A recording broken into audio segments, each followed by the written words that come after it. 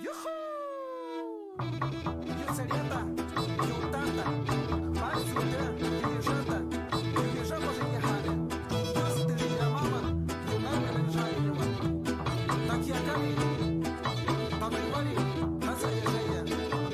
Анимацика Тажгури, Тамазбарсика, Назаевия. Ты вот это оплата. Тита, Татамас Тунци, Такая, Таня Кухаева, ты умеешь. Юнана Ленжаева. Viricuta no se vende, Viricuta se defiende. Pachamama, Guarrido, un amor para mi gente. Escuchando al desierto, me encontré a mí mismo. Fuerzas ancestrales que guiaron mi camino. No lo pueden comprar, no lo pueden matar.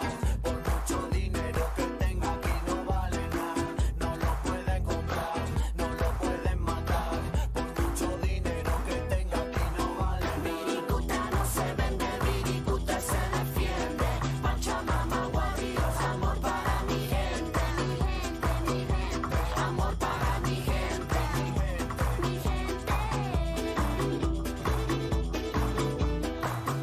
Viricuta no se vende, Viricuta se defiende. Pachamama, Guarrios, amor para mi gente. Con los abuelos y por mi madre, con mis hermanos defendemos lo sagrado. En este abrazo vamos danzando, lo que tenemos en corazón lo ofrendamos. En este abrazo vamos cantando, lo que tenemos en corazón lo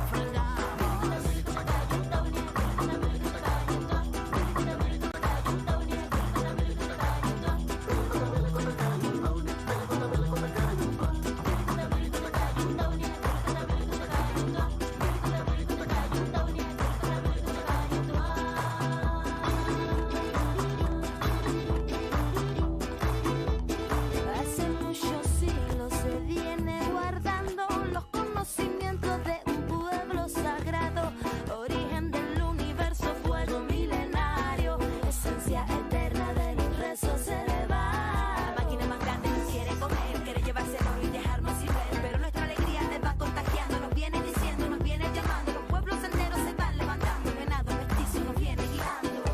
Llamando a los barrios, al campo y la ciudad, al corazón sagrado de mi patria despertar. Viricuta está en peligro, alerta general. Los mercaderes de la tierra la quieren saquear. Contaminan el agua, contaminan la tierra. Gobierno vende patria y su transnacional minera. Tateguari, abuelo fuego, Jicuri, venado azul.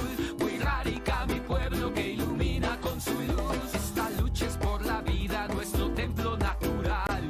Unidos lograremos esta destrucción parar. Viricuta no se vende, Viricuta se defiende. Pachamama, Warriors, amor para mi gente. Mi gente, mi gente, amor para mi gente. Mi gente, mi gente.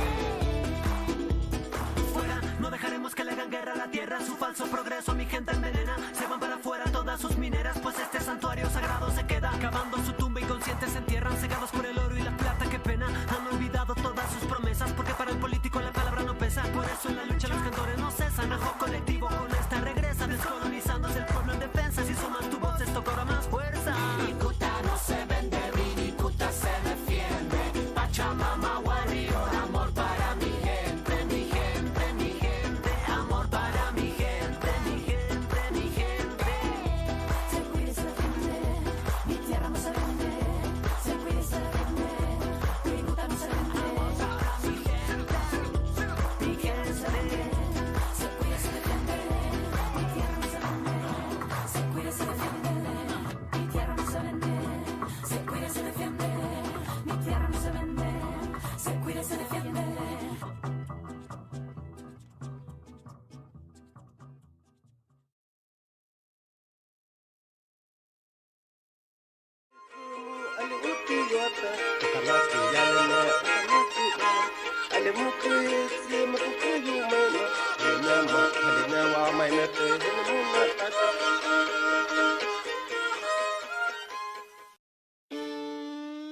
Yuhu! Юцерета, Ютата, Парсюта, Дирижата,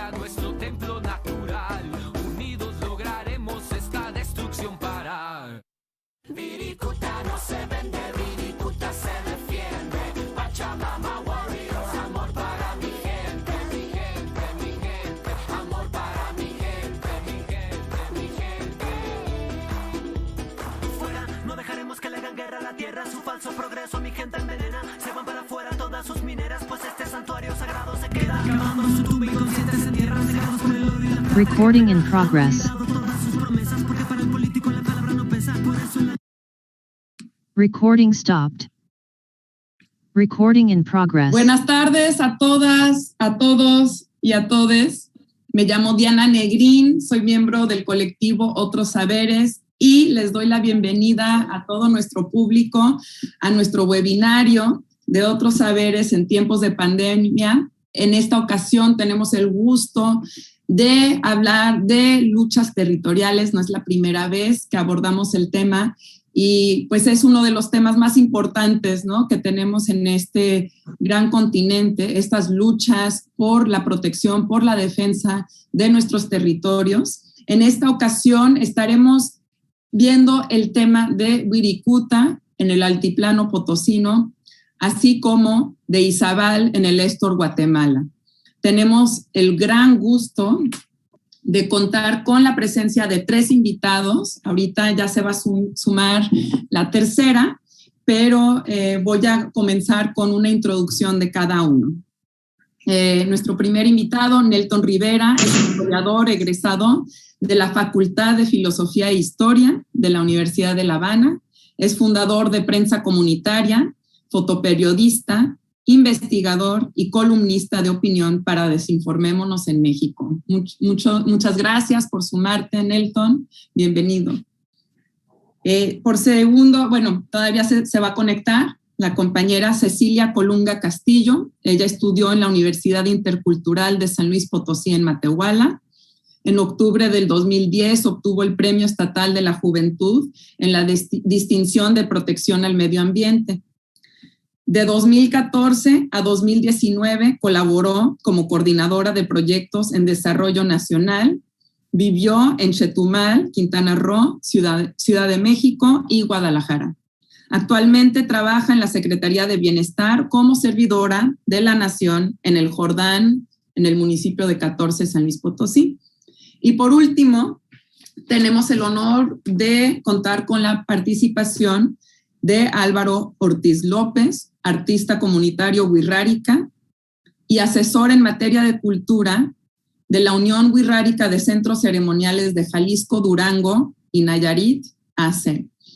También cabe mencionar que Álvaro Ortiz es un gran artista, ha participado en obras de mucha distinción y pues es un gusto contar con 3 personas que nos pueden ayudar a entender un poco mejor lo que está sucediendo dentro de los territorios que han sido y que están siendo amenazados por lo que serían los megaproyectos perpetuos de la minería, la agroindustria, pero también estamos viendo, como es en el caso de Prensa Comunitaria, el uso de violencia para silenciar lo que es la resistencia a los daños ambientales y sociales que muchas veces y que generalmente causan estos mismos megaproyectos. La organización de este webinario va a ser en diferentes tiempos. Vamos a tomar comenzar con rondas de diferentes preguntas y mientras se va conectando la compañera Cecilia, voy a dar comienzo con la primera pregunta y esta se la voy a dirigir primero a Álvaro Ortiz. Por favor, Álvaro, si nos podrías contar un poco más sobre su comunidad, cuál es la problemática socioambiental y cuáles son los actores que están presentes dentro de este debate y de esta problemática. Bien, buenas tardes. ¿Se escucha?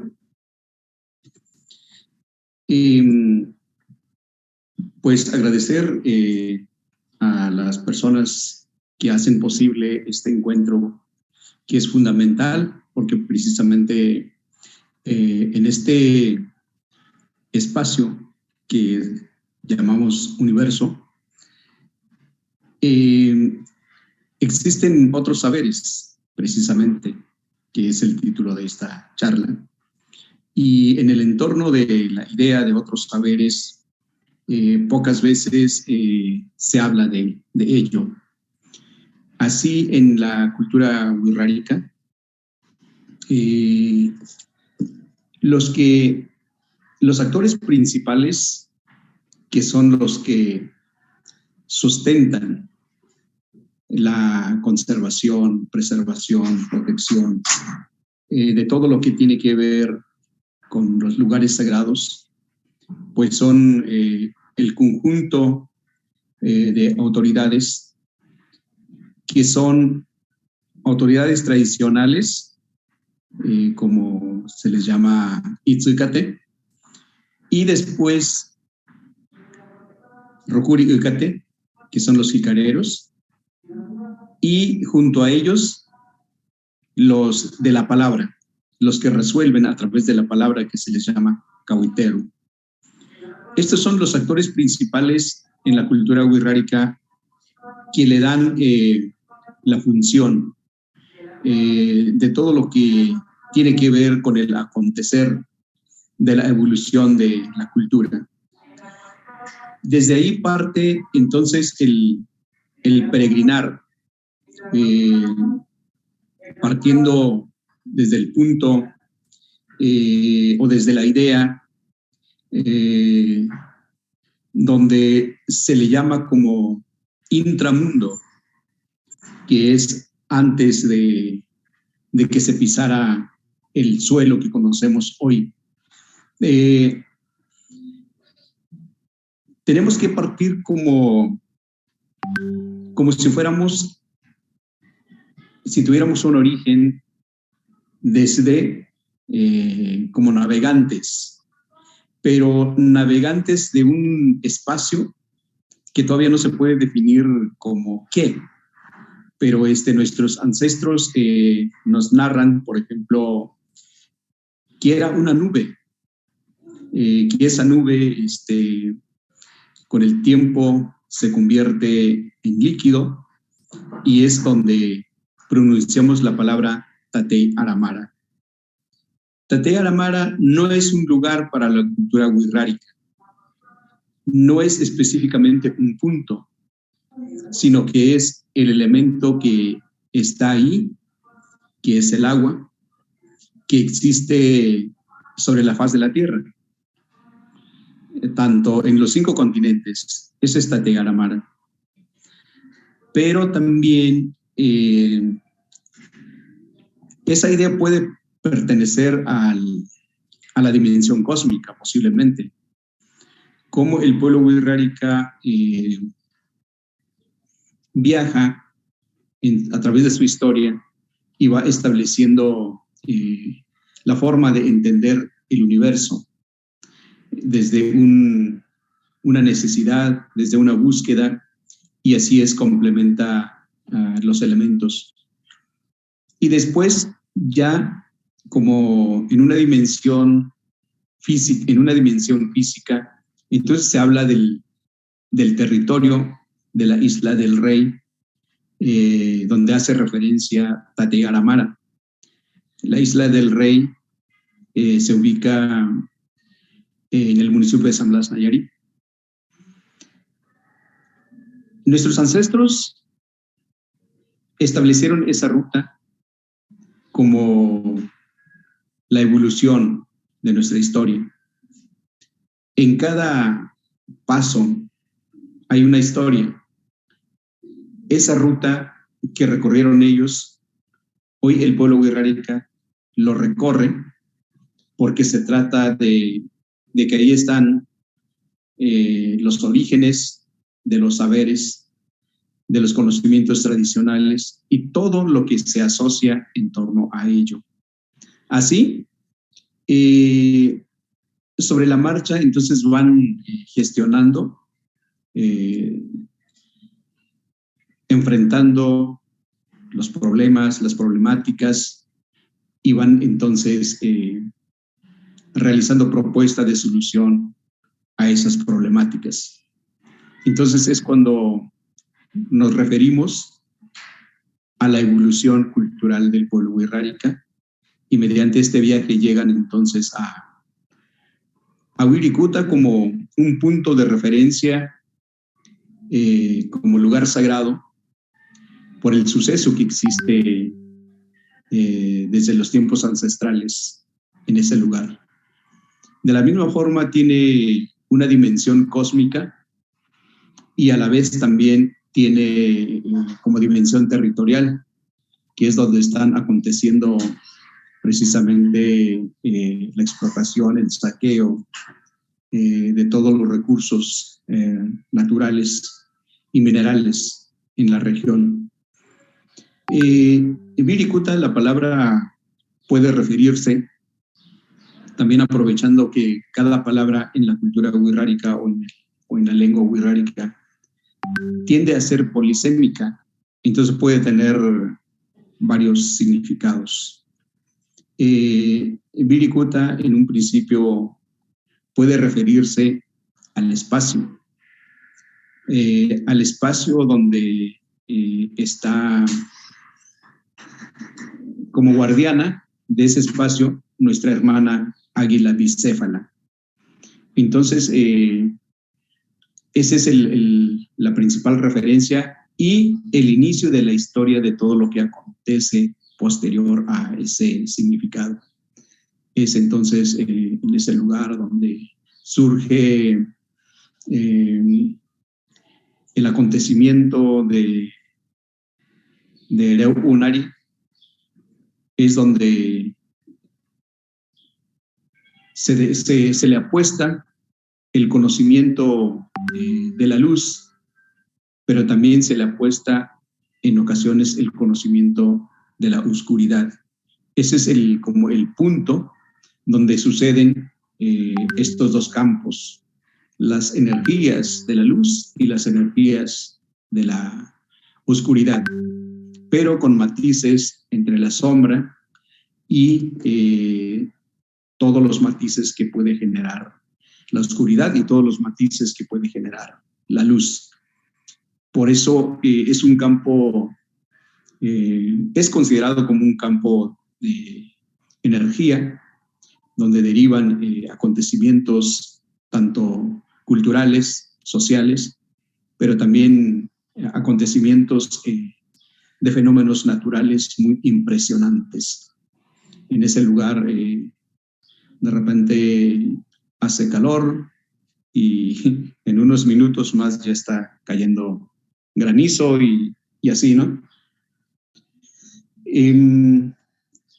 Ese lugar es un elemento vivo.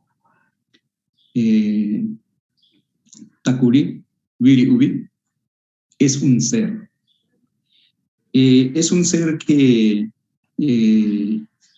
escucha, que siente y se comunica con aquellos intérpretes que conocen el lenguaje de Takuri Wiri Ubi. No todos los que integramos el pueblo wixárika tenemos la capacidad de entrar en comunicación.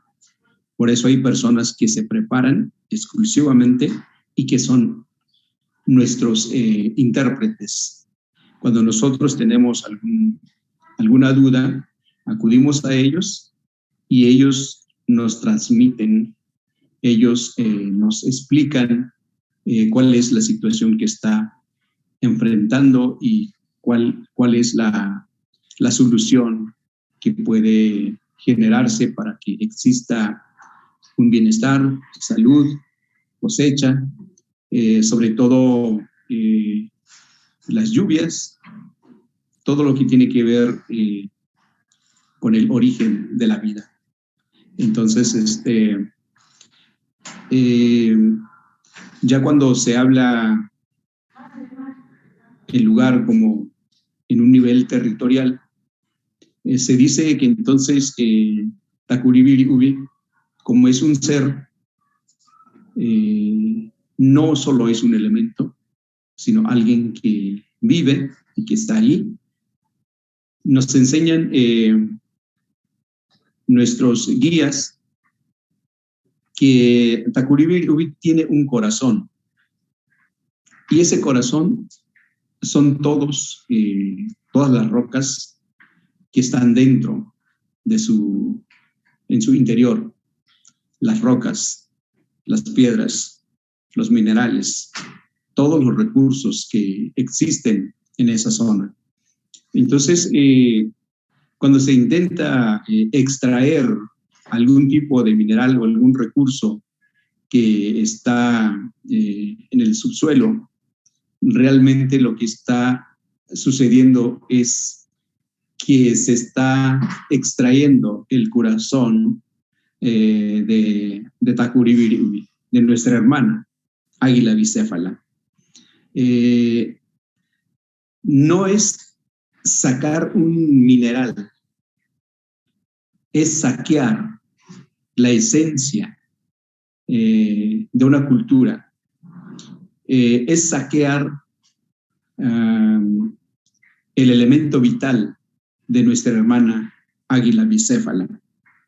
Estas dimensiones o formas de entender el mundo del pueblo wixárika tiende a abordar otros aspectos, mientras que los demás ven lo visible, el pueblo wixárika le apuesta a ver otras cosas, más allá de las cosas visibles o de las cosas tangibles. Por eso se complica muchas veces cuando se combina un trabajo técnico, un trabajo sociológico, antropológico, porque estos trabajos se enfocan únicamente a lo material, pero ya lo espiritual queda desatendida y lo que el pueblo wixárika le interesa, aparte de lo material, le interesa más lo intangible, lo espiritual, lo cósmico, porque es de donde deriva la energía, de donde deriva esa energía que está ahí, pero que pocas veces el ser humano tiene ese alcance. Entonces, la persona común tiene que acercarse un poco para aprender acerca de las culturas de los pueblos originarios. Tiene que hacer un esfuerzo para que tenga coincidencia con lo que sucede en el nivel espiritual de los pueblos originarios. Aparte que este aprendizaje que nos transmiten nuestros guías no está escrito, se puede decir, en leyes, más bien es un registro que está ahí, que no está plasmado en papel, sino que está en el nivel espiritual, en el nivel cósmico. Porque también si hablamos de que existe un lenguaje que conecta con ellos, que solamente a través de los maracames nos pueden explicar, para poder acercarnos a esta posibilidad, tenemos que cambiar un poco físicamente.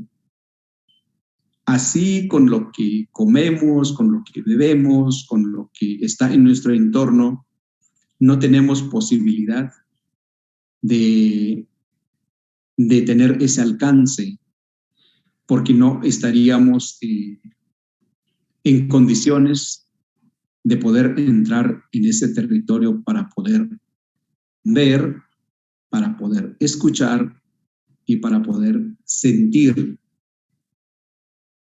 Estos elementos solamente se logran mediante un proceso de peregrinaje. Por eso el peregrinaje del pueblo wixárika es constante. nuestra composición física y química nos impide para poder ver. Entonces tenemos que depurar esa composición corporal, orgánica. Tenemos que cambiar para que esa composición física, corporal, entre en una condición donde se pueda ver, donde se pueda escuchar y se pueda sentir. Solamente en ese proceso o en esa condición es como podemos acercarnos un poco. Por eso se justifica que los peregrinajes del pueblo wixárika, un peregrinaje implica el proceso de sacralización, porque se trata de acudir a los campos espirituales y, si es posible, a un nivel cósmico, como muchos de nuestros guías han logrado llegar a ese nivel y tienen una forma de percibir mensajes que nosotros, sin poder hacer ese peregrinaje, no alcanzaríamos a percibir. Entonces, esta es la parte que no se aborda o que pocas veces se aborda, porque es un campo que parte de una cosmovisión. Nuestra formación es en base a la cosmovisión. ¿Y qué sucede entonces cuando los otros que no alcanzan a entender diseñan un modelo educativo, creyendo que nosotros necesitamos un modelo educativo diseñado desde una mesa distinta, y se aplica este modelo educativo supuestamente en las comunidades, pero lo único que sucede es que debilita culturalmente a los pueblos originarios. Ellos actúan siguiendo normativos educativos, pero esos normativos educativos proceden del occidente. Ellos quieren que, ¿quiénes son ellos? Pues el gobierno. Ellos quieren que los pueblos originarios tengan una limitación, no logren a desarrollarse todas sus potencialidades. Es una forma de contener y de controlar esta formación autodidacta. Dicen que mientras que un pueblo no sepa escribir o leer, pues será un pueblo inculto. Pero lo que no alcanzan a entender es que no es que no sepamos escribir. Esta es la forma de escribir de los pueblos originarios wixárika. Esta es la forma de escribir para los pueblos originarios. Sí sabe escribir y sabe leer. El que no sepa o el que no esté interesado en leer las grafías que vienen de Occidente, esta es otra cosa. Así las cosas, entonces, el pueblo wixárika está en el proceso continuo de estar en el ejercicio de la práctica de los usos y costumbres. Porque si el pueblo wixárika deja de realizar los peregrinajes, deja de ser. en ese momento inicia su desaparición. Por eso, aunque el Estado alteró las rutas ancestrales, el pueblo wixárika aún busca la forma de continuar con el peregrinar a los lugares sagrados. Y en este momento existen amenazas cada vez más latentes, porque el mismo gobierno tiene intereses de poder entregar los recursos naturales, los minerales, que es el corazón de nuestra hermana águila bicéfala que decíamos hace rato. Tiene intereses de hacer negocios con todos los elementos de los pueblos originarios, así como con los elementos de la cultura, con el patrimonio colectivo, con el patrimonio cultural colectivo, con la identidad, con todos estos elementos. El gobierno intenta hacer negocio. Es lo único que hemos entendido hasta ahora, aunque la lucha del pueblo wixárika siempre es insistente, pero muchas veces nosotros no contamos con los recursos económicos como para poder tomar decisiones, la protección inmediata o la protección que se requiere. Pero aún así, ahí está el pueblo wixárika, en esa insistencia. Muchas gracias por llevarnos a entender conceptos que son muy centrales para poder entender por qué se necesita defender Wirikuta. Ahora vamos a darle espacio a Cecilia Colunga, que no se pudo conectar aquí en la sala, pero la tengo en el teléfono. Cecilia, ¿nos podrías contar un poco más de tu comunidad, del Jordán, de la Sierra de 14 y de cuáles son los desafíos que tienen ahorita ahí?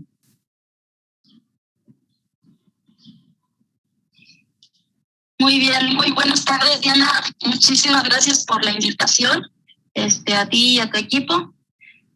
Bueno, soy licenciada en Turismo Sustentable y agradezco la invitación a este conversatorio. Bueno, soy originaria de la comunidad del Jordán. Esta se ubica en la Sierra de 14, San Luis Potosí. Es un lugar con hermosos paisajes, tierra cultivable, agua, aire limpio, que además abastece las comunidades vecinas. Se forma un pulmón de oxígeno que abastece de agua, de recursos naturales a comunidades de Villa de Guadalupe, de Matehuala y de 14. Bueno, el objetivo es promover el aprovechamiento sustentable, y esto lo hacemos desde hace como 15 años. A muy temprana edad yo inicié a participar en un proyecto que se llama Economía Solidaria. Surge de la diócesis de Matehuala, en la parroquia de Real de 14.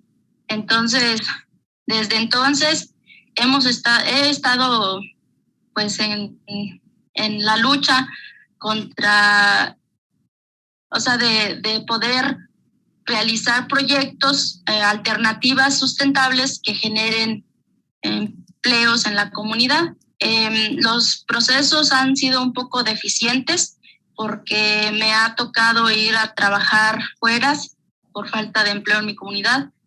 He trabajado en Quintana Roo, en Guadalajara, en la Ciudad de México, y actualmente me encuentro en la comunidad del Jordán trabajando. Entonces esa es una ventaja para mí, estar más de cerca con la comunidad y poder atender las necesidades que se presentan actualmente.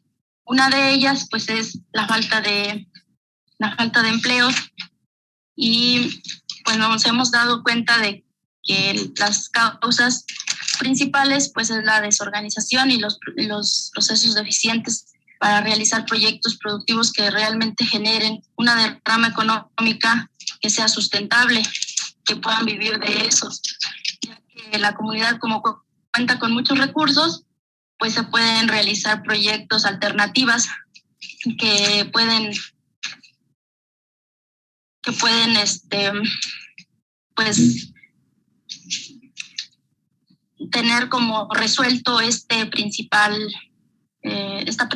problemática. El tema de los actores, pues es que inciden el Estado, organizaciones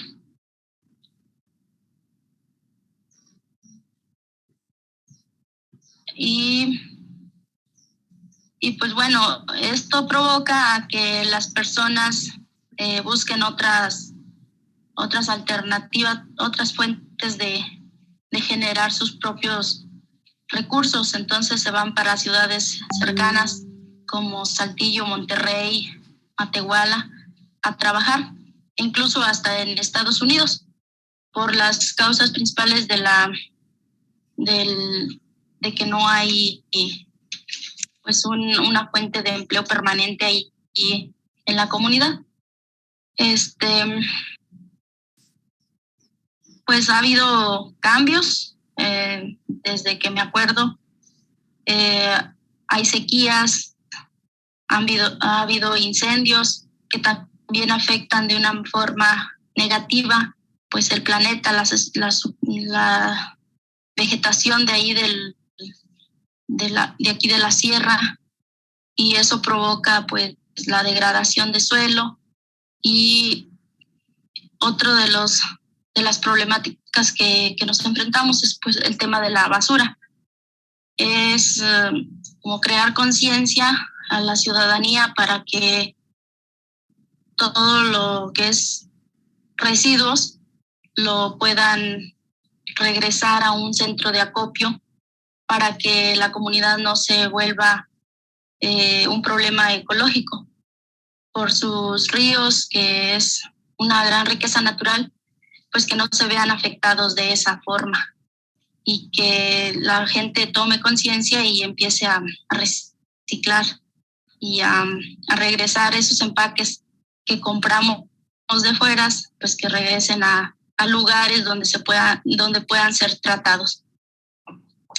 En la economía solidaria, dentro del proyecto de la diócesis de Matehuala, los principales puntos que hemos estado trabajando con diferentes grupos es 4 puntos principales. Es la caja de ahorros, es compras en común, productos de sustitución y para esto formar una red de productores y consumidores. Actualmente estamos trabajando en lo de la caja de ahorro para posterior empezar con lo de las compras en común, ya que es una de las principales necesidades, pues es de que la gente como quiera tiene que comer, tiene que vivir de algo, y los productos de la canasta básica actualmente pues han ido aumentando cada vez más, y el traslado desde donde lo llevamos, que es de Matehuala, hasta el lugar de donde lo consumimos, pues aumenta mucho más los precios. Hemos hecho comparativos de a cuánto nos venden los productos en una tienda de Matehuala, cuánto nos lo venden en Bodega Aurrera, a cuánto nos lo venden en una tienda de mayoreo, y pues la diferencia sí ha sido bastante por el tema del transporte, transportar los alimentos de la canasta básica desde un lugar a otro, aumenta los precios. Entonces en esas pequeñas acciones hemos estado involucrados para poder tener un ahorro y una ganancia para las familias. Bueno, porque en el Jordán hay aproximadamente 24 familias de los cuales son 98 habitantes, y sin contar a los que ya emigraron, a los que ya están trabajando en Matehuala, en Monterrey o en alguna otra ciudad, e incluso hasta en Estados Unidos. Tenemos familiares allá en Estados Unidos, y pues ellos también generan derrama económica con las remesas que envían desde allá para sus familias. Entonces, pues sí, ese es el reto en el que la gente se enfrenta, porque como mencionaba al principio, las principales problemáticas o los cambios que ha habido a nivel territorio ha sido la sequía, ha sido pues uno de los problemas que hace que las cosechas pues ya no se den como antes. Ahí en el Jordán se da lo de que es la fruta, y pues cuando no llueve mucho, pues eso también provoca que la fruta tenga deficiencias para cuando los cultivamos. También afecta cuando cae el granizo, de que empieza a pegarles, y lo que le pasa mucho a la manzana es de que cuando crecen tienen como puntitos adentro, y eso los clientes piensan que están podridos o que no sirve la fruta, cuando pues es por algo natural, algo que pasó cuando fue lo del granizo. Entonces pues ya de ahí empiezan a tener como un poquito de dificultad al momento de querer vender estos productos. Sin embargo, otro dentro de los proyectos que tenemos en mente, pues es ese de sustituir productos que nosotros mismos traemos de fuera y que nosotros lo podemos realizar, como es el tema de las mermeladas, de las conservas, del almíbar, de fruta y verdura en el escabeche, y de estos tipos de productos que se pueden ir sustituyendo, de ya no comprarlos, sino que nosotros mismos generarlos. Uh-huh. Ese es como a grandes rasgos lo que estamos ahorita viviendo y pues presentándonos aquí en la comunidad del Jordán. Muchas gracias, Cecilia. Creo que nos ayuda a saber una parte que muchas veces en los medios de comunicación pues se distorsionan un poco, ¿no? Se pone al pueblo del altiplano como enemigo al pueblo wixárika, cuando en realidad pues hay una lucha por el territorio, un territorio compartido, y en el caso de ustedes, el empleo es muy importante. El poder vivir de la tierra y tener buenas cosechas es muy importante. Y sabemos que las grandes empresas utilizan esa carencia, esa necesidad de empleo para promover sus propios proyectos. Entonces, enseguida vamos ahora a pasar a Nelton Rivera. Nelton, ¿nos puedes contar, por favor, lo que está sucediendo en el Estor Guatemala? ¿Cuáles son los actores y cuáles son las problemáticas? Sí, bien, bueno, el municipio del Estor Zabal se ubica en el Caribe guatemalteco. Está aproximadamente a 6 o 7 horas de distancia hacia la ciudad capital de Guatemala. Es un municipio habitado mayoritariamente por el pueblo maya Quechí. El pueblo Quechí es un pueblo que ocupa la territorialidad de Belice, Petén, Izabal, Alta Verapaz y parte de Baja Verapaz, y es un pueblo que su migración ha sido hacia la ciudad capital. El pueblo maya Quechí ha venido Saliendo en el siglo pasado de ser mozos colonos, la mayoría de comunidades quechís, por el monocultivo del café. Este se expande en el periodo liberal a partir de 1871 con la expropiación de grandes cantidades de tierra y territorio del pueblo quechí. El asentamiento de los alemanes a partir de ese periodo con el monocultivo del café. De ahí empiezan a surgir los grandes terratenientes y la apropiación de el territorio quechí de maneras muy, muy violentas. Los quechís es un pueblo que con la invasión española no fueron derrotados militarmente.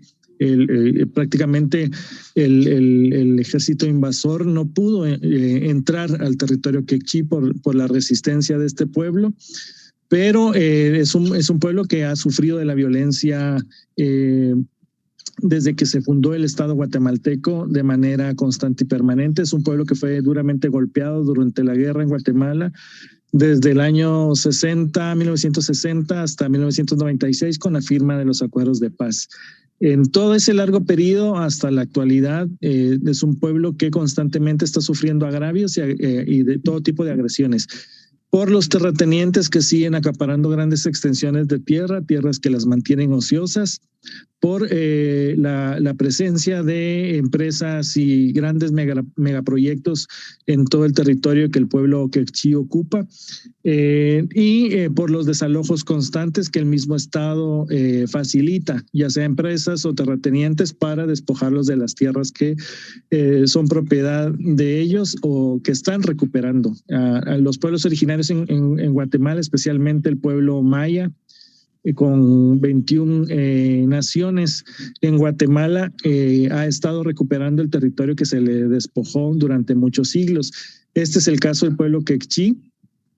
Constantemente estamos viendo los desalojos en este país, que son bastante violentos. Se desplaza de manera forzada a través de la utilización de la fuerza pública, del ejército o de paramilitares o de cuadrillas de trabajadores de empresas o terratenientes. Hay constantemente desalojos.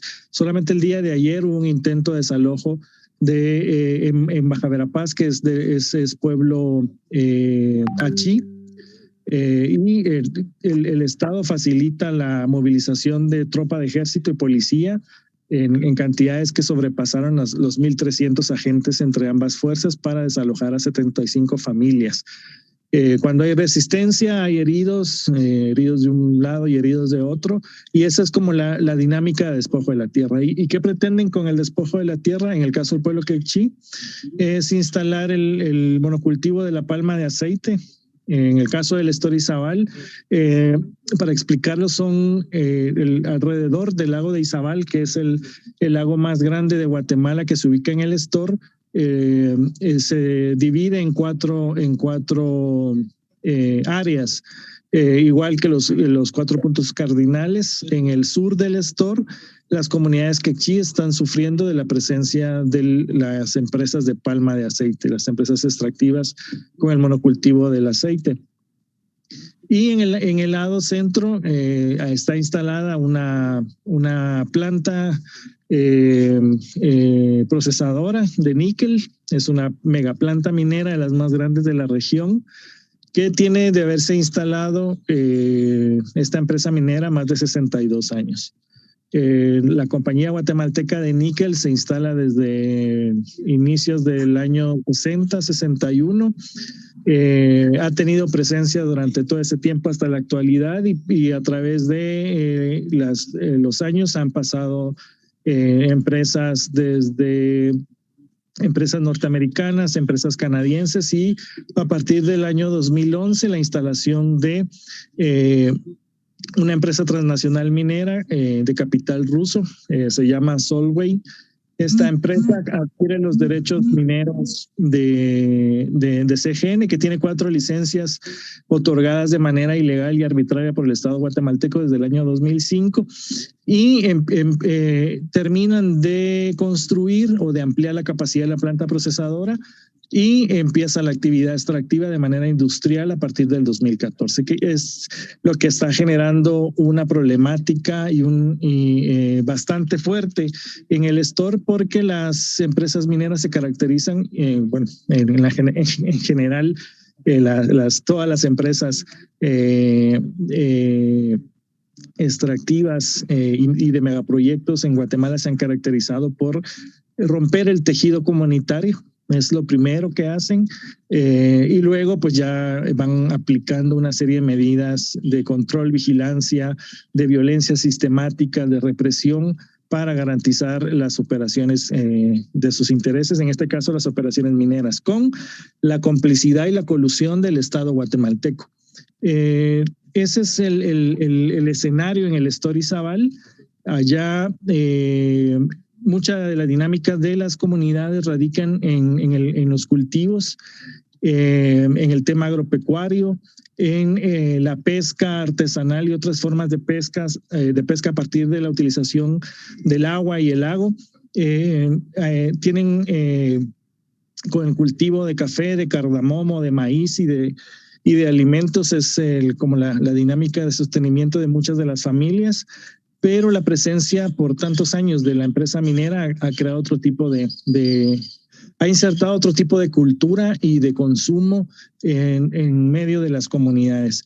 Y tiene mucho que ver con el aumento de la violencia, tiene que ver mucho con la presencia de negocios como discotecas, bares y la prostitución, que también está presente pues es una de las características de este tipo de industria en los lugares a donde llega y se instala. Es un territorio rico en bienes naturales, hay montañas, hay selvas de distintos tipos, el lago, los ríos que rodean prácticamente el Valle del Polo Chic, que la extensión bastante grande de todo un territorio que atraviesa varios departamentos, pero que desemboca finalmente en el lago de Izabal, hacia el Caribe, hacia el Atlántico. Es un territorio bastante rico en bienes naturales.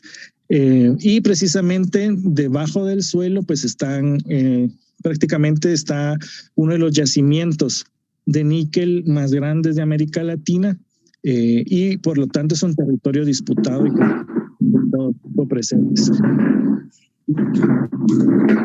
Unidades precisamente han venido denunciando que las actividades mineras, indistintamente de qué tipo de capitales estén presentes, y esto ha conllevado a la represión de las comunidades, a que sufran de desalojos violentos, a que sufran de la desaparición de dirigentes, del asesinato de dirigentes comunitarios, procesos penales de criminalización, de castigo a las familias por formar parte de la organización comunitaria, ya sea para la recuperación de tierra o para la defensa del territorio.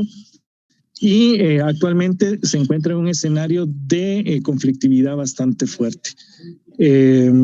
Precisamente el pueblo maya quechí parte de su cosmovisión maya como pueblo originario, y la defensa del agua, la defensa de cada uno de los bienes naturales, del aire, de la tierra, es parte de su cosmovisión, parte de su cotidianidad. Ellos plantean que sin ninguno de estos elementos no hay vida, y la defensa de ellos es parte de la responsabilidad que tienen como pueblo quechí.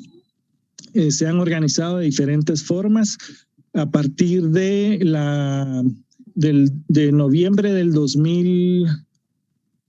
Bueno, a partir del 2021 se conforma los 4 consejos de autoridades ancestrales maya quechí. Las autoridades ancestrales para los pueblos originarios en Guatemala son la máxima autoridad electa por el pueblo a partir de su propia cosmovisión maya, y se conforman 97 autoridades ancestrales de 4 consejos. Cada consejo responde a un punto cardinal del municipio y del territorio. Los 4 consejos ancestrales inician una nueva resistencia a partir de octubre, y el objetivo de ellos es detener la operación minera de este monstruo transnacional ruso. Y el desenlace con la conformación de este nuevo Consejo Ancestral es la represión sistemática, el uso de la violencia por parte del Estado de Guatemala y de la empresa, nuevas órdenes de detención en contra de sus dirigentes y la imposición de manera violenta de la continuidad de las operaciones mineras. Esto es como para contextualizar el territorio y lo que está en este momento en disputa en el Estorizabal. Y aquí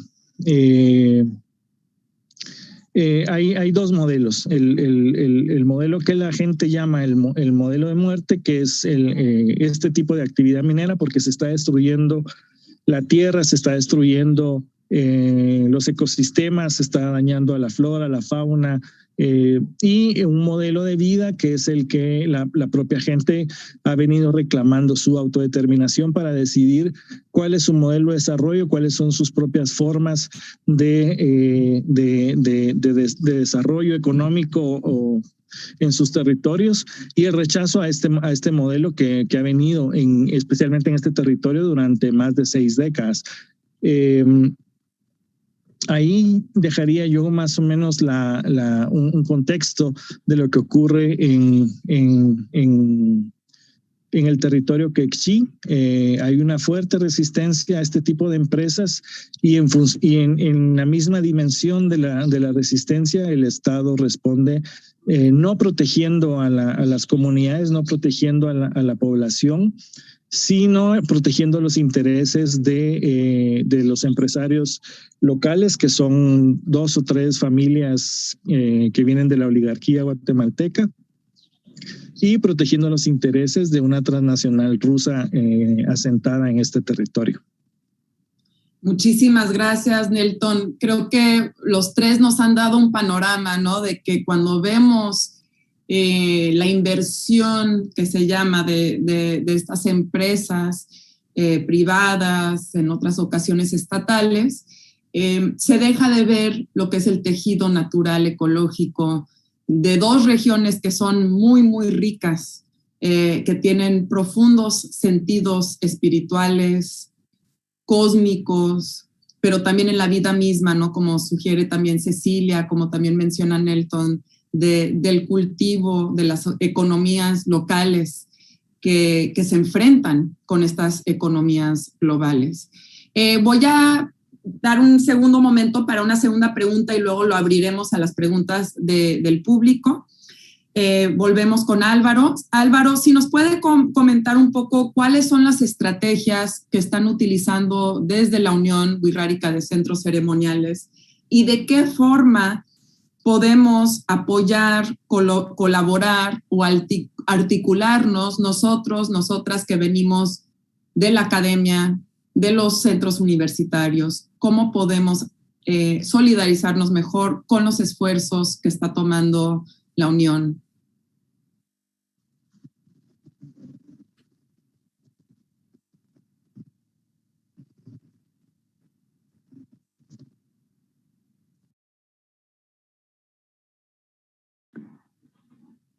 Para poder continuar en el peregrinar del pueblo wixárika, pues es con esa intención de búsqueda que es donde tiene que tomar decisiones en base a la autonomía y autodeterminación de los pueblos, tomando en cuenta los instrumentos, convenios y tratados internacionales firmados y ratificados por el Estado mexicano en este caso, y lo que tiene que ver con el artículo 2 constitucional mexicano y las demás, se puede decir legislaciones, pero sin perder de vista que la autodeterminación de los pueblos es donde tiene que partir la decisión de cómo tiene que evolucionar la cultura de los pueblos originarios. Tiene varias implicaciones. La autoridad tradicional wixárika ha entrado en un proceso de debilitamiento porque el Estado ofrece condiciones, ofrece recursos para poder llevar a cabo una implantación de autoridades por encima de la autoridad tradicional. No hay esa consideración del respeto. Se impone todo tipo de acciones sin la consulta o a partir de la consulta, porque la consulta que existe es una trampa. Es simplemente donde se justifica que al pueblo se le preguntó y el pueblo dijo que no. Y llega otra vez la consulta y se le vuelve a preguntar sobre el mismo tema y el pueblo responde que no. Viene por tercera vez la consulta y se le hace la misma pregunta y el pueblo dice que no. En este caso, el Estado que consulta dice, yo ya cumplí con el trámite de consulta. Entonces, después de este trámite, las empresas transnacionales ya se pueden instalar en los territorios de pueblos originarios. Ese es el trámite. Muchas veces lo queremos entender como si en realidad se aplicara la decisión del pueblo wixárika o de los pueblos originarios, pero no es así. Esa trampa la tenemos que desmontar, pero también afortunadamente por el nuevo constitucionalismo latinoamericano ya nos ofrecen una herramienta donde los propios pueblos originarios podemos diseñar la metodología de consulta para que no sea el Estado quien la diseñe, sino que a partir de nuestra autodeterminación ya podemos generar esa herramienta y otras herramientas que de alguna forma nos proporcionen una defensa en base a la realidad propia. Entonces, dentro de eso, a diferencia de otros países latinoamericanos, México tiene un retraso en materia de derechos humanos en cuanto a los pueblos originarios se trata. Aquí todavía el gobierno se basa en el convenio 107. Eso parte después de la Segunda Guerra Mundial.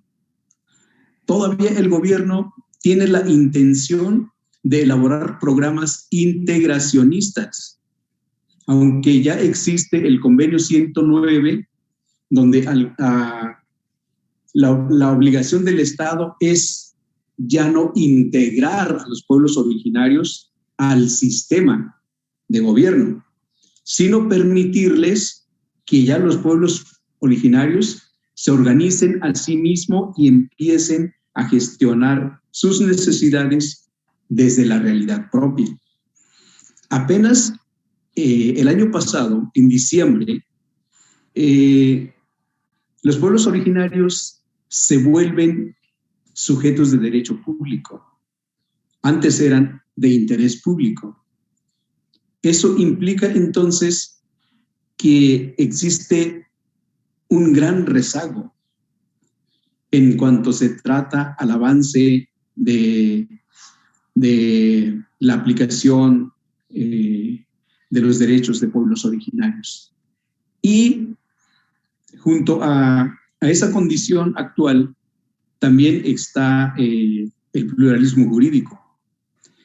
A partir de este momento ya los pueblos originarios wixárika ya pueden aplicar la justicia propia, que antes, cuando se intentaba aplicar esa justicia propia, el Estado no lo permitía. El Estado, de alguna forma,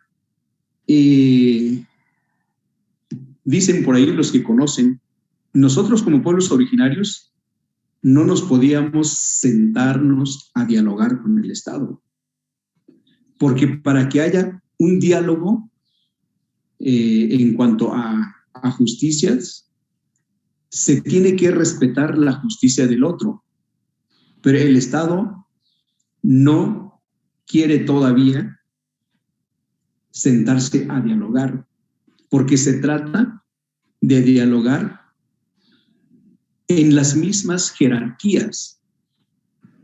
Nosotros respetamos las leyes del Estado. Él también tiene que respetar las leyes de los pueblos originarios.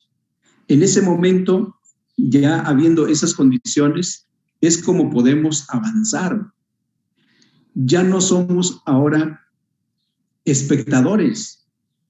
Ya tenemos que convencernos que somos actores, que podemos comer en la misma mesa donde comen los que producen los derechos del Estado. En este campo de la producción de los derechos, actualmente el Estado se comunica a través de las leyes, porque no tiene otra forma de comunicarse con los ciudadanos. Eso lo quiere hacer también con los pueblos originarios, pero ya no se puede, porque los pueblos originarios estamos trabajando mediante estas estrategias de que en su momento lleguemos a sentarnos con ellos a plantear sobre la aplicación de la justicia propia y entender ahí que ahora en México ya existe una interculturalidad, que ya existe una interlegalidad, que ya existe interjurisdiccionalidad y territorio de competencias. Mientras que avancemos sobre esta búsqueda, es la forma como vamos a poder encontrar la aplicación de la justicia. De otra manera, la ley simplemente estará ahí escrita de manera muy, muy hermosa, bonita, en un libro, pero nunca llegará la aplicación al alcance de la necesidad de los pueblos originarios. Estamos en esa parte, estamos en esa búsqueda. La autoridad tradicional del pueblo wixárika es fundamental. Ahora, a nosotros nos corresponde desactivar las autoridades del Estado que se han impuesto en nuestros pueblos. Una vez desactivando esas autoridades, entonces ya podemos iniciar con la gestión real de nuestros derechos. Y la otra pregunta, ¿cómo pueden participar los demás que están al tanto o que conviven con nosotros a partir de la interculturalidad? Pues es eso. Las instituciones tienen que entender la evolución de la cultura wixárika y las instituciones, en este caso como autónomos, pueden ser organismos no gubernamentales, tienen que mantener ese respeto donde la autoridad tradicional tome decisiones, porque a veces las ONGs se introducen a las comunidades para poder generar alguna confusión o generar incluso por algún tipo de interés, generar algún tipo de violencia. Entonces, si en este momento estamos hablando de la protección del patrimonio cultural, de los elementos culturales e identidad del pueblo wixárika, entonces la invitación que hacemos para todas las demás instancias es mantener el respeto, considerar que los pueblos originarios están en proceso de evolución constantemente, y la autoridad tradicional debe ser considerada, tomada en cuenta en todas las liberaciones que haga o las resoluciones que haga dentro de su campo de competencia. En este momento, nosotros vamos a empezar a tomar en cuenta esa consideración, la función de nuestra autoridad tradicional, porque es la que nos va a permitir avanzar en cuanto a la aplicación de la justicia del pueblo originario. Muchísimas gracias, Álvaro. Voy a seguirle con Ceci, que desafortunadamente todavía no se ha podido conectar. Sé que les tenía algunas imágenes y todo, pero así es la naturaleza también de este internet. Cecilia, ya nos habías comentado un poco sobre este trabajo de economía solidaria, pero pues quisiéramos escuchar un poco más de los proyectos que tienen y de qué forma, en tu caso, estás viendo tanto el trabajo de pastoral social, ¿no? Y esa base que está pues anclada a la parroquia y a la diócesis, ¿no? Más que nada de Matehuala, pero cómo eso está uniéndose un poco también ahora con tu puesto dentro de bienestar, ¿no? Entonces tienes como el papel o el rol de alguien que está trabajando dentro del Estado, pero también trabajando desde las bases. ¿Podrías contarnos un poquito más sobre ese trabajo y de qué forma nosotros y nosotras que estamos en las instituciones universitarias podemos respaldar ese trabajo que estás haciendo? Muy bien, Diana, muchas gracias. Claro que sí, mira, he definido dos tipos de estrategias para trabajar con la comunidad. Hay una diferencia entre la estrategia de autogestión comunitaria y otra entre la estrategia de intervención comunitaria. Yo he estado al frente del grupo, la mayoría de las veces soy la que estoy como representando a la parroquia para promover, para animar a la gente de mi comunidad para que participe. Por lo tanto, como que me veo identificada con estas estrategias, son como las diferencias. Cuando una comunidad se organiza, la participación está garantizada a un alto nivel. En cambio, cuando se forma la participación ciudadana desde una perspectiva de que solamente la otra persona tiene como mucho más la visión, las ganas de hacer las cosas, de cambiar, de todo esto, pues entonces ahí existe como una gran ruptura entre como del proceso entre las deficiencias que se van notando a lo largo del trabajo comunitario, porque como que todos no estamos en un mismo nivel de tener la misma visión, los mismos objetivos. No es lo mismo como lo veo yo a como lo ven otras personas, como lo ven los del grupo. Esto como que me ha, pues sí, se ha quedado un poquito como anclado a detenernos en eso. O sea, como que no hay como, bueno, como que nos estancamos a algo y no salimos de ahí. Entonces, la otra es de la identificación de las necesidades y las problemáticas. Cuando se trabaja de manera autogestiva, pues la comunidad lo ve muy de cerca.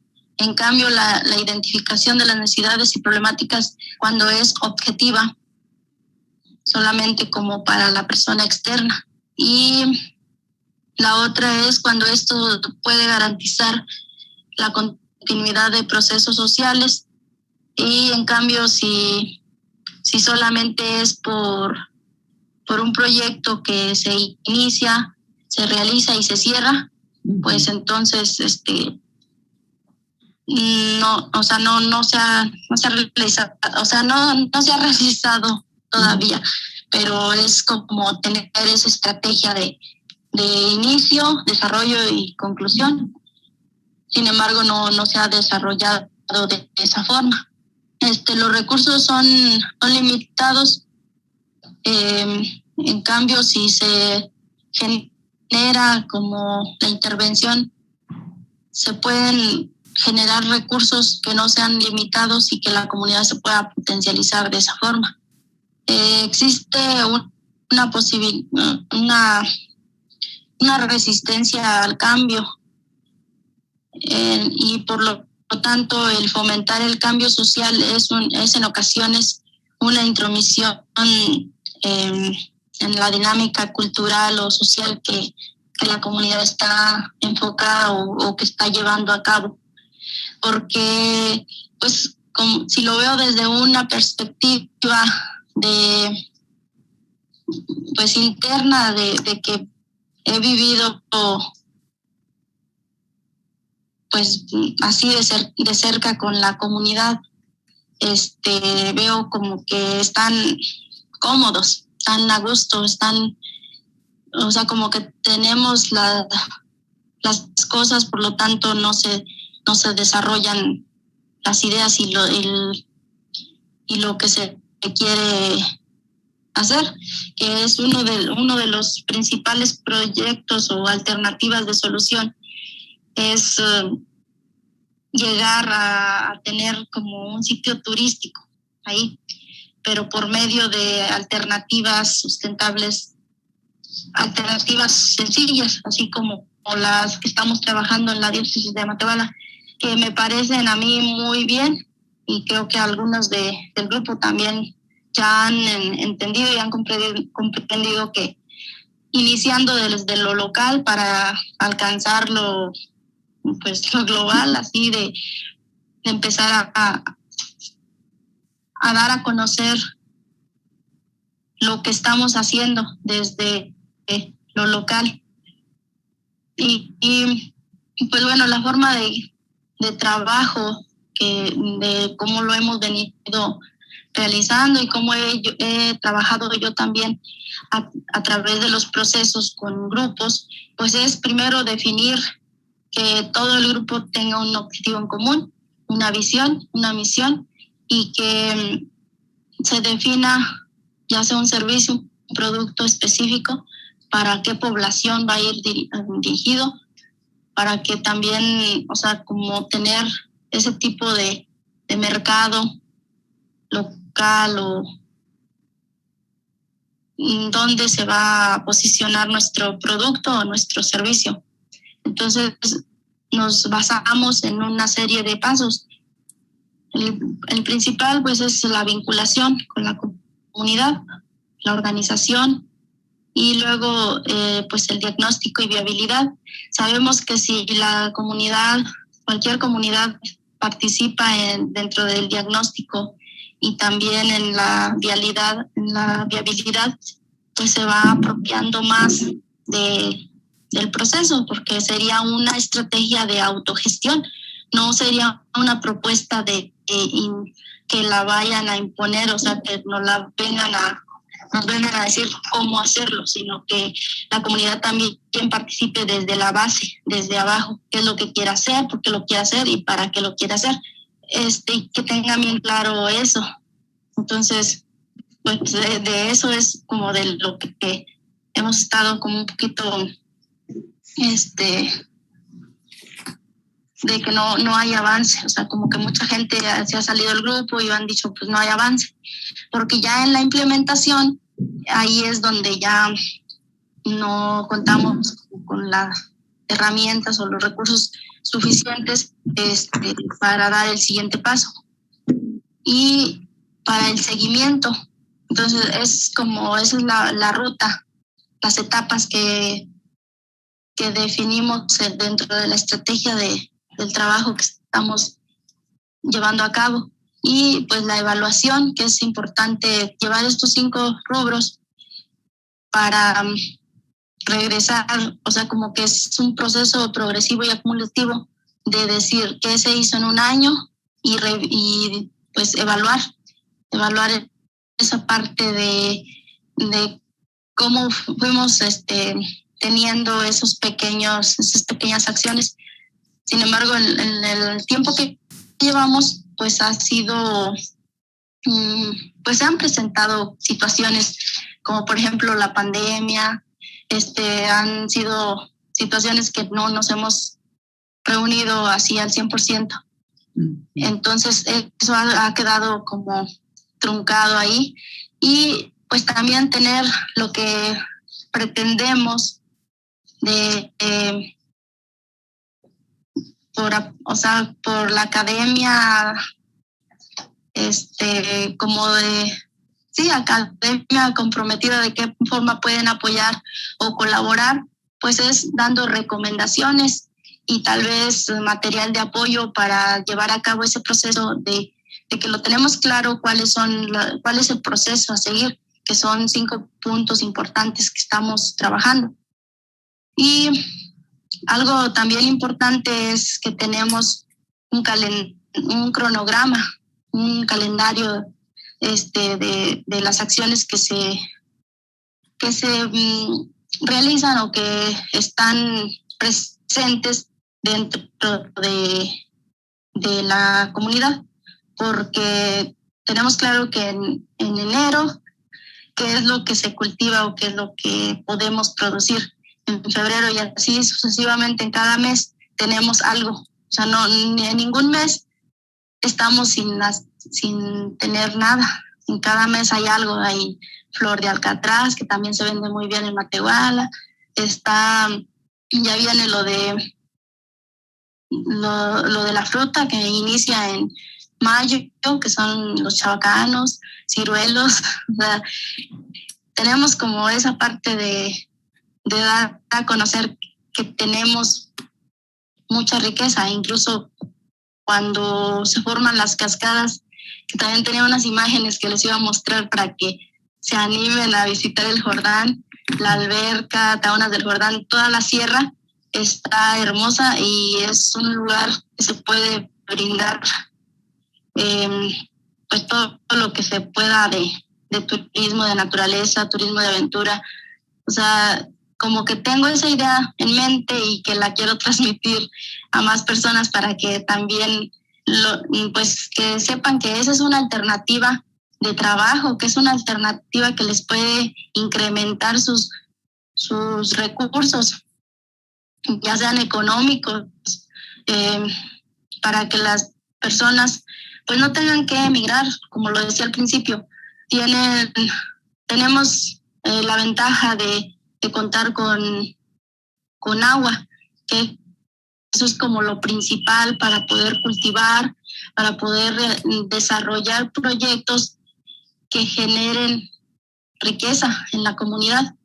Entonces, a mí sí me gustaría mucho que no sea yo la única que tenga estas ideas y estos sueños, sino que también dentro de toda la sierra, incluyendo pues el municipio, ¿por qué no otras comunidades que puedan tener esa visión de que es posible tener alternativas económicas para vivir de ahí?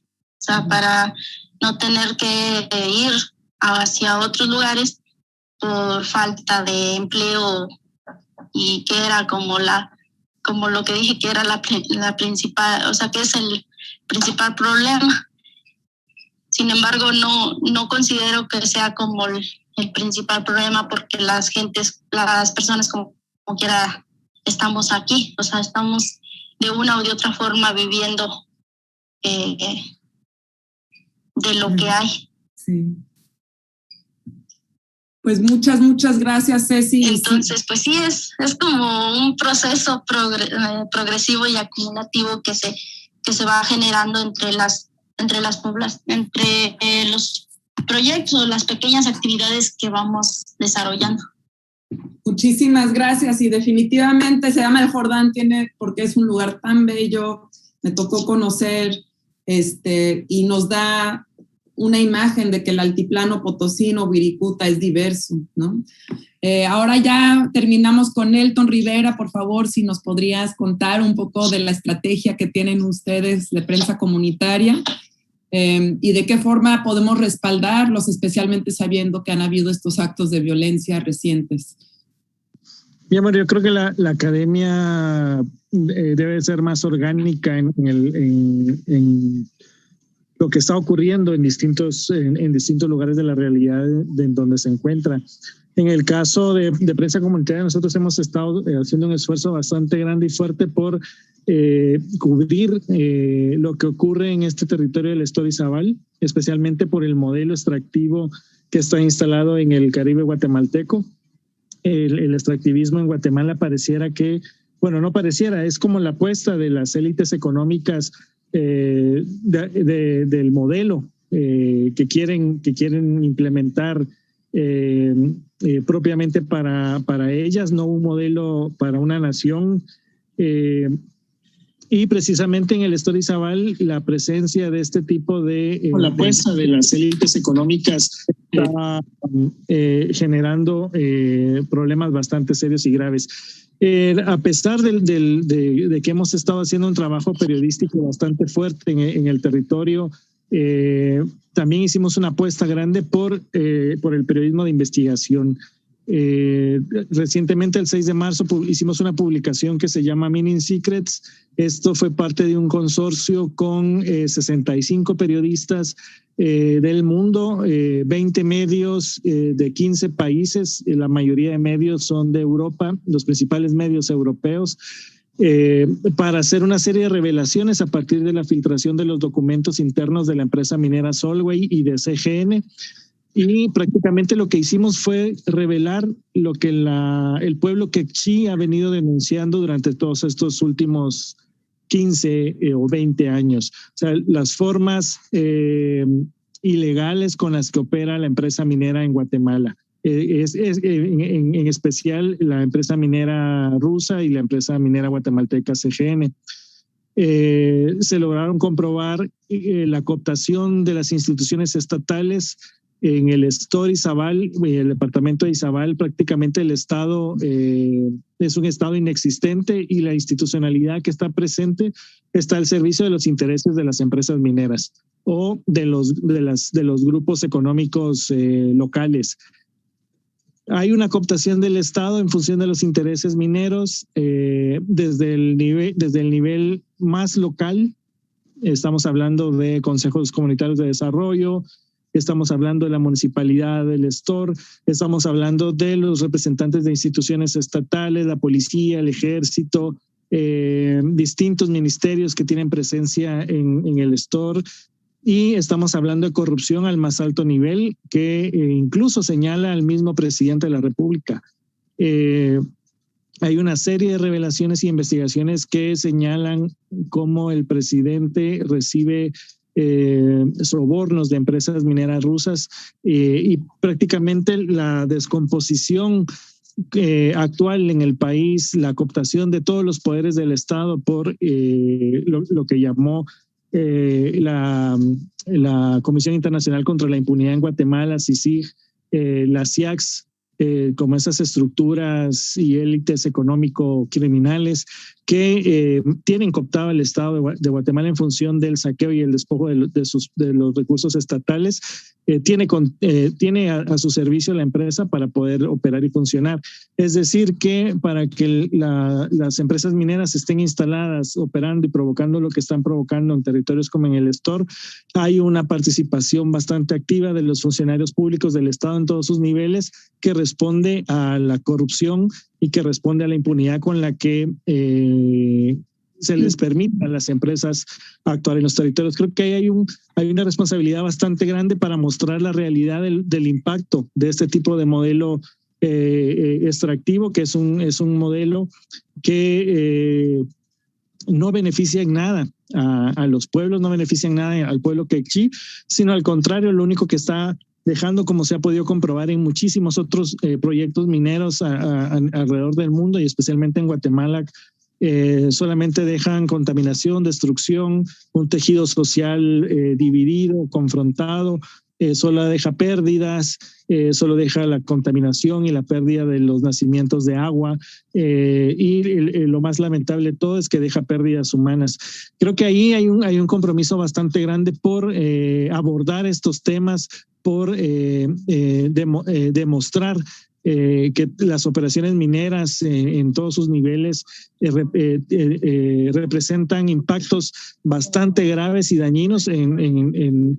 Nosotros a través de esta investigación pudimos comprobar que el Estado y la empresa ocultan los daños medioambientales que son gravísimos, el calentamiento del lago de Izabal por la utilización de su agua para el proceso de fundición del níquel, la extracción de tierras raras, los fines de la utilización de tierras raras, por ejemplo, estamos viendo que minerales que forman parte de las tierras raras se utilizan para las nuevas tecnologías, para la tecnología, para la industria armamentística, y hay algo bastante curioso en el Stor. La empresa es de capital ruso. Hay un personal de gerentes y personal ruso presente en el Stor Izabal. Los operarios y trabajadores de la mina son ucranianos y precisamente hay una guerra en Europa que se está viviendo en estos momentos, pero en el Stor Izabal rusos y ucranianos operan de manera conjunta un proyecto que está destruyendo muchísimas costas. Creo que ahí la academia tiene un compromiso bastante fuerte por abordar estos temas, por señalar estos temas, por mostrar y respaldar lo que la gente también ha estado diciendo. Es decir, cuando la gente está reclamando que su salud se ha deteriorado porque en los últimos 10 años no había visto enfermedades en la piel, no había sufrido enfermedades respiratorias, no había sufrido de otros síntomas que cuando empieza la extracción minera empiezan a hacerse comunes, por ejemplo, ese tipo de cosas. O cuestionar el papel del Estado de Guatemala. Por ejemplo, hay debates mundiales sobre la contaminación del planeta. El COP26 acaba de pasar. Guatemala va a firmar y respaldar acuerdos y convenios internacionales para evitar la contaminación o el sobrecalentamiento global, pero en lo local el mismo gobierno promueve la utilización del carbón para la extracción minera. O sea, ese tipo de incoherencias creo que son importantes mostrar. La gente lo está denunciando, pero también es importante que a otros niveles, especialmente desde la academia y sobre los espacios donde la academia puede incidir o donde los espacios que la misma academia podría ser bastante beligerante, hay que mostrarlos. Eso diría yo que es algo importante. Desde el periodismo también se está haciendo un esfuerzo bastante importante por romper el cerco mediático. Este tipo de modelos económicos como la minería en el Stor cuenta con un apoyo bastante fuerte de la industria, de los medios corporativos. Ocultan la realidad que ocurre en el país, la realidad que ocurre en el Stor, y es a partir de los medios independientes y alternativos que se está mostrando. Eso también es importante mencionar. Prácticamente las comunidades quechís agotaron toda la institucionalidad del Estado, es decir, desde hacer asambleas, de llevar memoriales a la municipalidad, a la gobernación, a las instituciones y ministerios que tienen que ver con la industria extractiva, de elevar denuncias a las máximas cortes guatemaltecas. La principal corte en Guatemala, la Corte de Constitucionalidad, ordena la suspensión de este proyecto minero en 2019 porque se demostró que no tiene licencias mineras para operar. Es decir, hay una empresa que está extrayendo minerales de manera industrial desde el año 2005 sin tener permisos, ni licencias, ni estudio de impacto ambiental. Quiere decir que están operando de manera ilegal y no pasa nada porque la cooptación de los funcionarios públicos que son los responsables de que este tipo de empresas respeten las leyes guatemaltecas no lo hacen, se hacen los ciegos o los sordos, o la corrupción les sigue alimentando pues sus cuentas en detrimento de garantizar el respeto y los derechos humanos de las comunidades indígenas. Hay una sentencia de la Corte del 2019 que ordena la suspensión del proyecto minero Fénix, que es el proyecto que está en cuestión en el territorio del Estor. Ordena la consulta libre, previa e informada a partir del convenio 169 de la OIT para pueblos originarios, y lo que hace el Estado es imponer una consulta y la impone haciendo uso de un estado de sitio, de la militarización de un territorio, del uso de la fuerza pública para reprimir el derecho de la manifestación, organización y expresión del pueblo quechí, y haciendo uso de la Ley de Orden Público, que es una ley que surgió a finales de 1969 en el contexto de la contrainsurgencia, de la guerra, y es una normativa que desde la firma de la paz debió de haberse quitado del ordenamiento jurídico guatemalteco, y la siguen haciendo uso porque les permite eliminar garantías constitucionales de la gente, les permite militarizar y reprimir a las comunidades cuando ejercen el derecho legítimo de defensa, de resistencia o de organización. En ese contexto se impone una consulta. Le devuelven los derechos mineros de manera arbitraria y violenta a la empresa minera, y hace 3 o 4 días la misma Corte de Constitucionalidad resuelve que el Estado guatemalteco desacató la resolución de esta Corte, hizo una consulta de manera ilegal y le ordena revertir todo el proceso hasta inicios de junio del 2021, cuando debieron de haber convocado a las principales autoridades y comunidades damnificadas por el proyecto para que sean consultadas. Es decir, todo lo actuado por el gobierno este gobierno de Alejandro Yamatei y la empresa minera fue de manera ilegal y violenta, y ahora la misma Corte le ordena que ese proceso se revierta y se haga según lo ordena la misma Corte, que es a partir de las formas y costumbres del pueblo quechí, que es el damnificado en este sentido. Creo que hay un debate bastante fuerte que dar sobre el papel de los estados en función de garantizar los derechos de los pueblos originarios en este caso, que es bastante importante dar, y en el caso del Estor Izabal seguir demostrando un modelo que es ajeno a las formas en que la gente quiere llevar su vida o su propio modelo de desarrollo, y mostrar también las formas en que la gente se está organizando y está enfrentando este tipo de modelos que son de despojo y de desposesión. Muchísimas gracias, Nelton. Muchas gracias, Álvaro. Muchas gracias, Cecilia. Y también quiero agradecer a Ramón Michel, que está manejando las redes para nosotros. Ramón Michel Pérez nos ha estado acompañando durante estos últimos webinarios.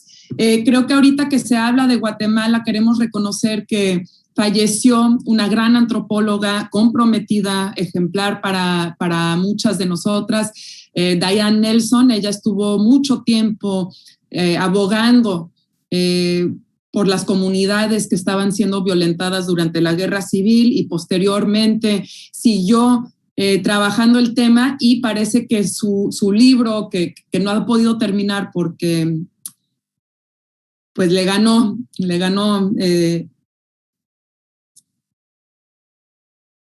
este momento, ¿no? Ya no está con nosotros, pero estaba trabajando el tema del extractivismo precisamente en Guatemala, después de tantos años de guerra civil y de violencia. Solamente voy a compartir un comentario, y luego tenemos tiempo solo para una pregunta, y parece que va a estar dirigida más que nada a Álvaro. Pero tenemos un comentario de Walucita Gladysita Pubárima, que dice: la autoridad tradicional no solo debe de ser tomada en cuenta, debe de ser respetada. Muchas gracias, Pubárima.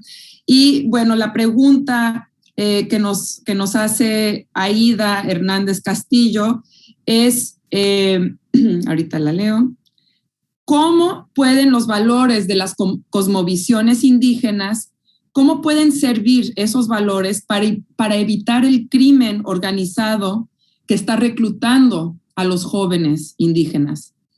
¿O cómo se enfrenta ese peligro del crimen organizado, que es otra forma más de debilitar la defensa del territorio? Esa es una pregunta muy compleja, pero quisiéramos escucharlos antes de despedirnos del público. Y solo un par de minutos porque luego ya se nos va el tiempo.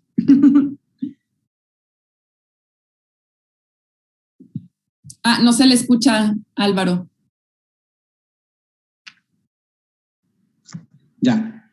El pueblo wixárika padece varias situaciones, pero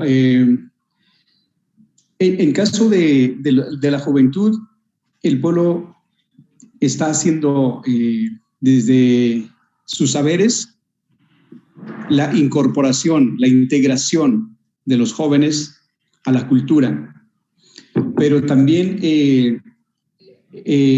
esas organizaciones que de repente entran en el territorio, pues sí tienen que de alguna forma atendidas, esa problemática tiene que ser atendida por el Estado. Ahí creo que hay insuficientes recursos para que ellos dejen de ser muchas veces cómplices de esa organización y que de alguna forma atiendan el trabajo que les compete.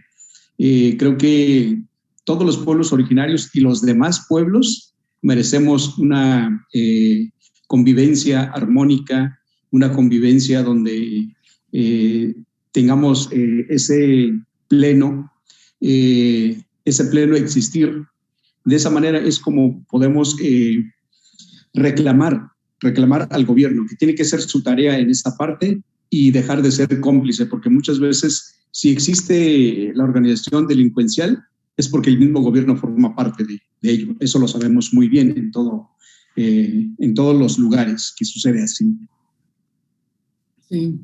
Muchas gracias. Y sí, ciertamente es un gran tema. Hablamos de las amenazas de las empresas o del Estado mismo, pero sabemos que hay otros actores que están respaldando muchas veces esa toma de territorio y de espacio y ciertamente muchos jóvenes están siendo enfrentados con esas decisiones, ¿no? Muchas veces a base de la violencia. Y la cosmovisión es una fuente importantísima para mantener vivas esas velas, como dice el mismo pueblo wixárika.